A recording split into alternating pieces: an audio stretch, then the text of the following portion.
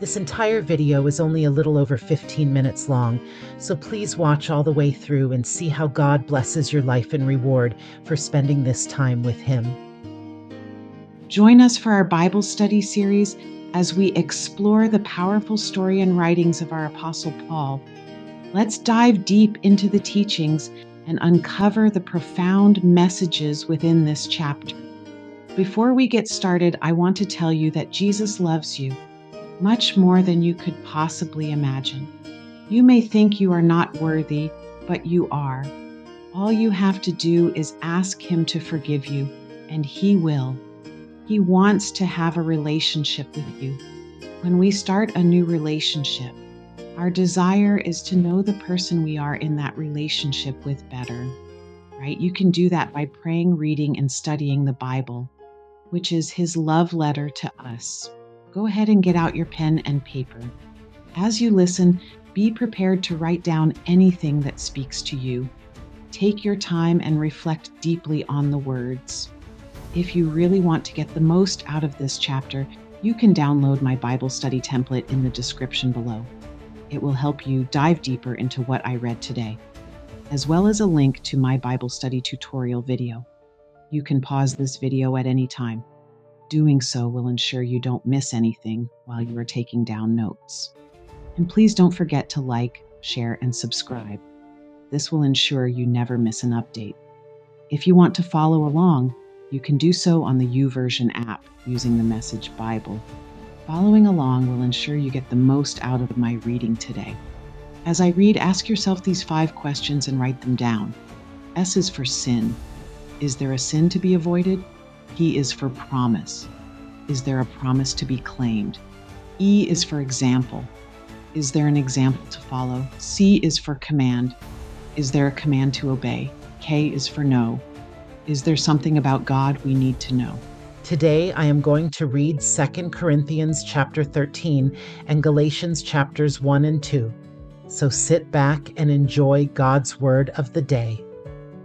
2 Corinthians chapter 13. He's alive now.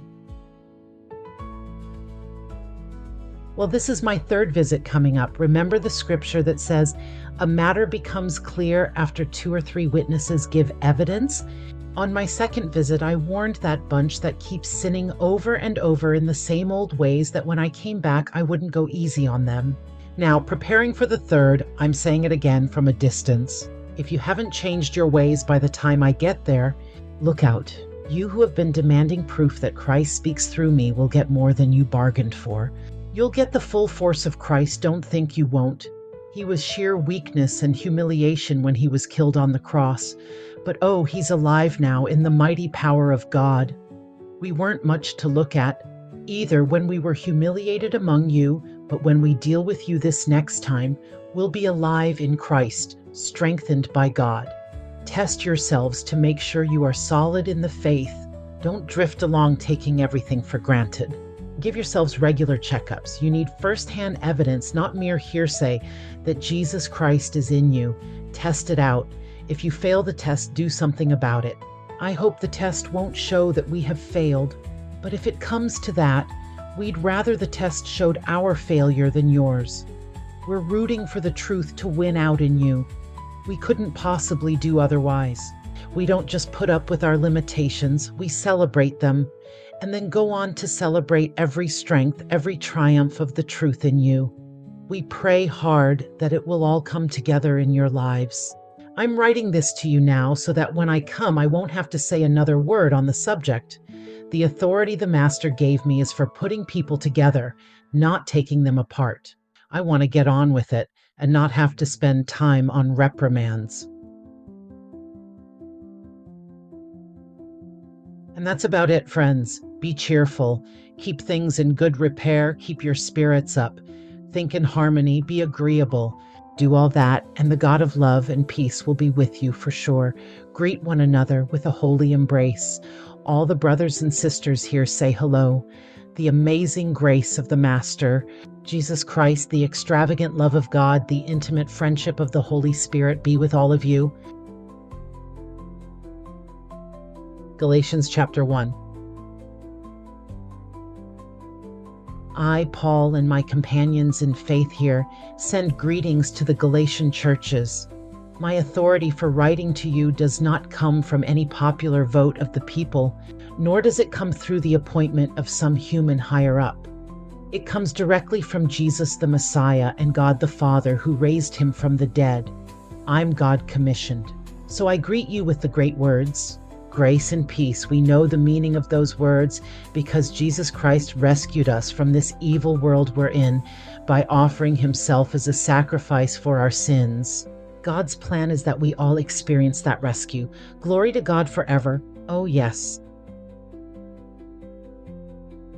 The message. I can't believe how you waver, how easily you have turned traitor to him who called you by the grace of Christ by embracing an alternative message. It is not a minor variation, it is completely other, an alien message, a no message, a lie about God.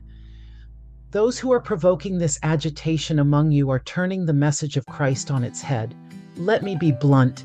If one of us, even if an angel from heaven, were to preach something other than what we preached originally, let him be cursed. I said it once, I'll say it again.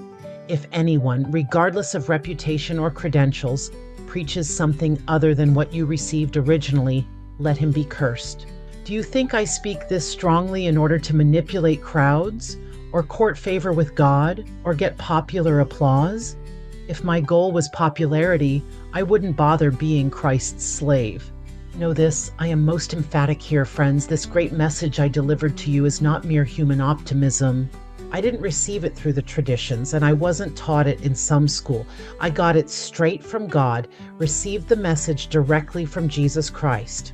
I'm sure that you've heard the story of my earlier life when I lived in the Jewish way. In those days, I went all out in persecuting God's church. I was systematically destroying it.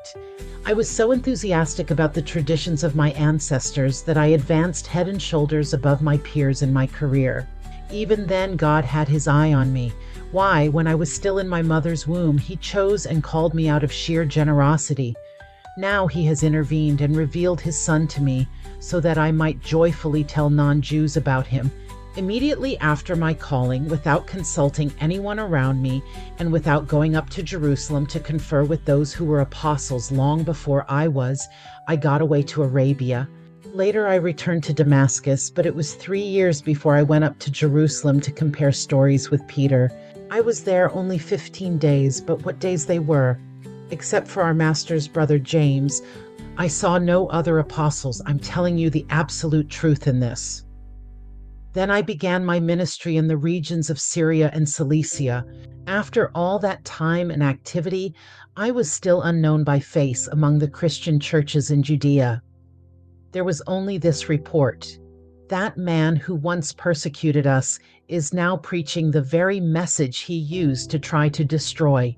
Their response was to recognize and worship God because of me. Galatians chapter 2.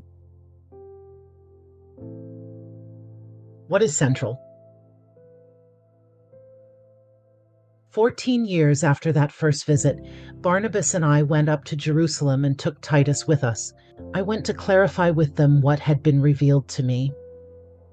At that time, I placed before them exactly what I was preaching to the non-Jews. I did this in private with the leaders, those held in esteem by the church, so that our concern would not become a controversial public issue, marred by ethnic tensions, exposing my years of work to denigration and endangering my present ministry.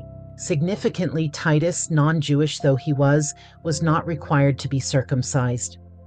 While we were in conference, we were infiltrated by spies pretending to be Christians, who slipped in to find out just how free true Christians are.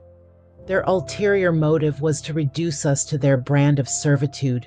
We didn't give them the time of day.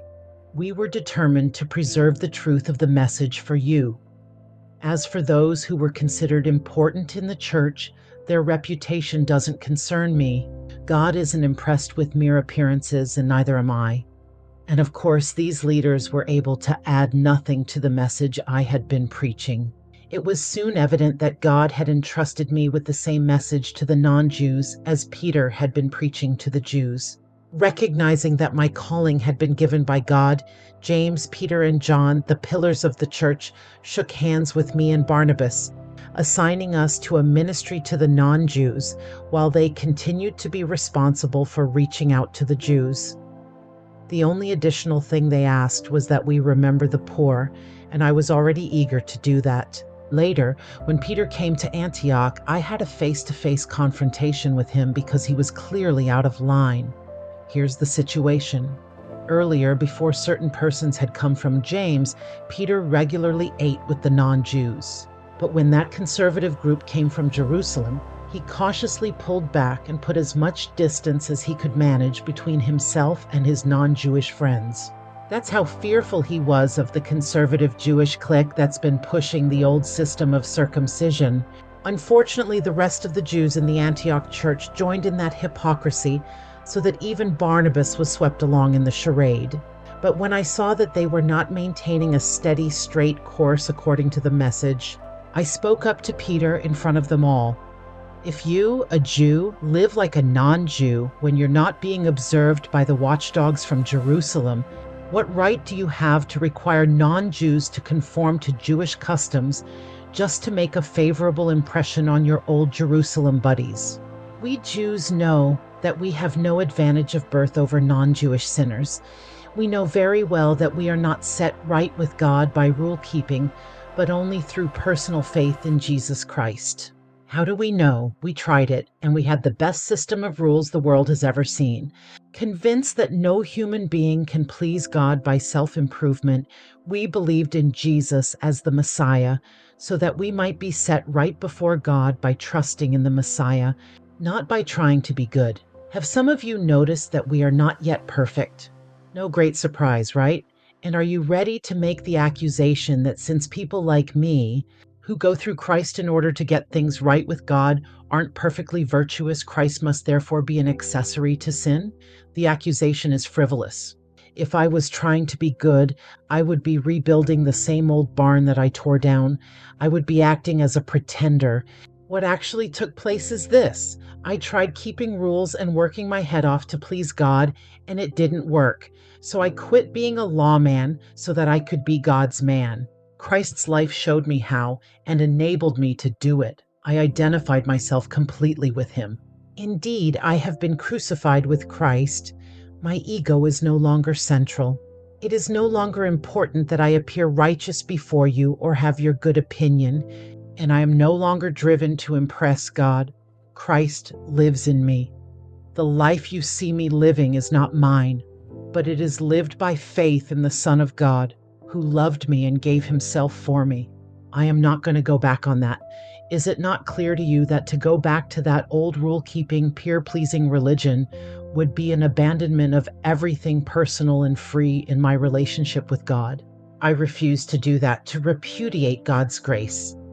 If a living relationship with God could come by rule-keeping, then Christ died unnecessarily.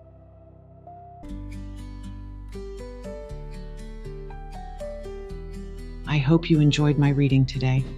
Now let's take a moment to review the SPEC method questions again. Ask yourself these 5 questions and write them in your notebook. Reflect on each question carefully and write down your thoughts and insights. S is for sin. Is there a sin to be avoided?